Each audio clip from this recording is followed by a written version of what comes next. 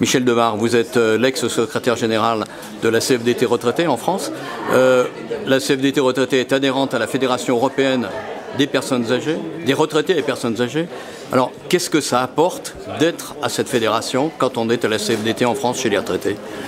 La CFDT est une organisation française, c'est vrai, mais qui a toujours été européenne. L'Europe pour la CFDT, ce n'est pas rien.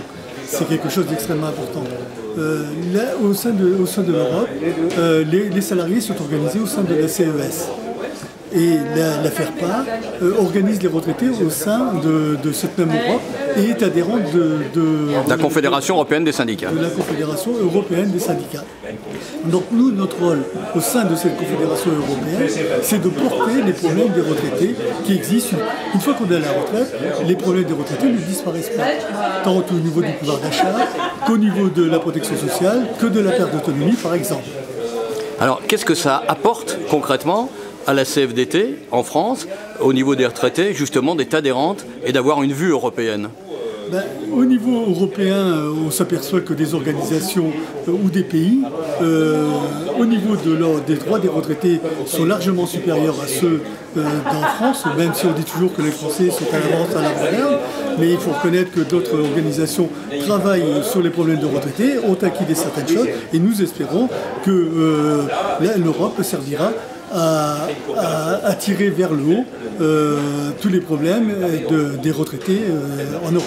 Ultime question, les retraités sont souvent des grands-parents, mais des parents bien sûr, des grands-parents aussi. On sait bien que l'Europe n'a pas très bonne presse ou est mal perçue dans la population. Alors qu'est-ce que justement les retraités peuvent apporter sur cette prise de conscience de l'existence de l'Europe? De toute façon, l'Europe, c'est l'avenir de chacun. Pour une bonne et simple raison, face à des États, à des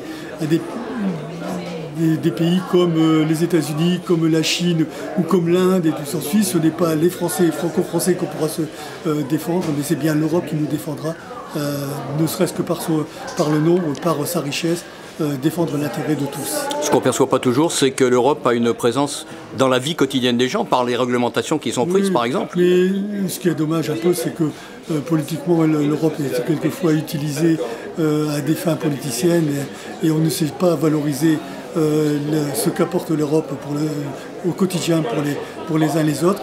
On met souvent en exergue les problèmes qui peuvent être posés en disant c'est la faute de l'Europe.